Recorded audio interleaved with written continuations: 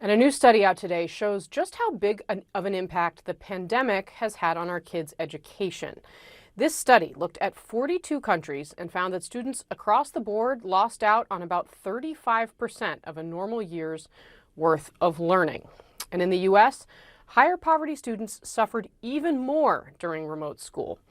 Here to talk about this and more is Dr. Victoria Dunckley. She is a child psychiatrist and the author of Reset Your Child's Brain. So, Victoria, thanks very much for being here. This is obviously something that parents know instinctively about what has happened to their kids, but now we have some numbers to go with it. How do parents and schools best help kids get this time back? Well, I think there's a lot of pressure to kind of catch kids up, and I don't think that's necessarily the best approach. I think there's still a lot of anxiety and depression and kids who are cooped up for a long time. And so some of those physical and mental health needs need to be addressed first. And there's no evidence that we should try to rush things. We should just, meet them where they're at, and then they just need to start learning. If they've lost a year, they've lost a year. We can't, there's really no justification in trying to catch them up if they're not in that kind of a space to absorb the material. Yeah, no, that makes a lot of sense. And I mean, this mental health crisis, you mentioned it among teens. Let's put some numbers there, because right now, according to the CDC, suicide is the second leading cause of death of children ages 10 to 14. We also know that mental health related pediatric ER visits are spiking. There's a new Pew survey that finds mental health is at the top of the list of concerns that parents had, with 40% of parents saying that they're extremely or very worried that their children will struggle with anxiety or depression. I mean, what should parents be doing to support their kids? I mean, you mentioned giving them a break at school. What else is there that they can do? Great question. This whole mental health crisis was actually started before the pandemic. We were seeing, especially with the middle schoolers, we were seeing increases in depression, anxiety, increases in the suicide rate. And a lot of it is related to screen time, all kinds of screen time, increased hyperarousal. They affect brain chemistry, affect sleep, and all of these things in turn affect mental well-being. So the pandemic really just kind of made that whole situation kind of explode. And the silver lining is that it underscored the need, or the idea that really screen time worsens pretty much any mental health diagnosis, and it can actually create a diagnosis, or it can exacerbate one that's already there. And that includes ed tech. So that includes screens in the classroom, and it includes remote learning. So I think I think ed tech kind of gets a hall pass if it's something to do that's educational or that has to do with school. We don't think of it as having physiological effects, but it actually does.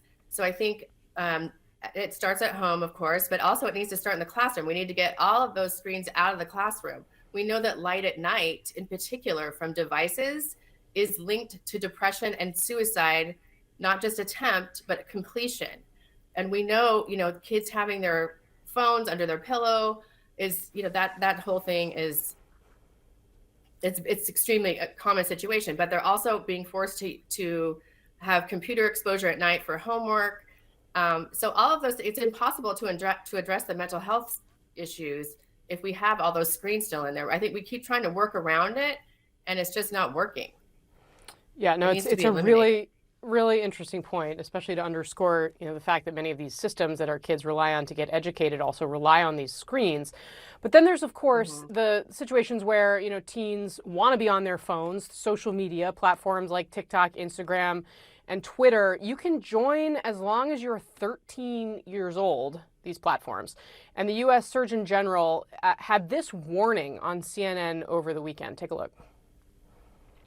I personally, based on the data I've seen, believe that 13 is too early.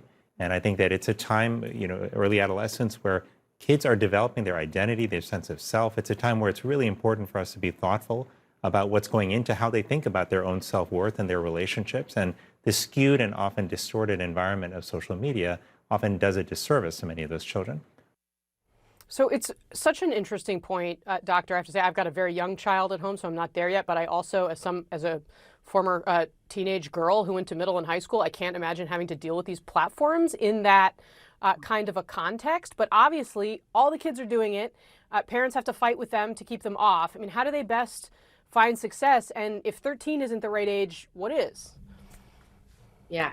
I think if you haven't started yet, do not start. I'm seeing now like factions of parents who kind of stick together and say, hey, we're just not going to do social media. And then I've seen these kids, follow these kids up until they're going to college, and they're in much better shape. They have higher self-esteem. They have a better sense of themselves. They're not looking for that external validation all the time. So if you haven't started, don't start. If you have started, you can still pull back. I just think, try to do it with another family to get rid of, to eliminate social media. I always say do a 4-week screen fast, no smartphones, no nothing. That will kind of reset the nervous system, and it also resets people's habits and what they're used to doing. And I can tell you, I do this with teenage girls all the time, and almost all of them say they feel relieved because there's so much pressure and it's so time consuming. So I think a lot of times we're so afraid that we're going to cut them off. But, aside from the very beginning when they might have some anxiety about it, if you spend time with the teen, especially during this first few days, the first week, you're replacing those attachment pathways. So important. All right, Dr. Victoria Dunckley, thanks very much for your insights today. We really appreciate it. Thank you. And we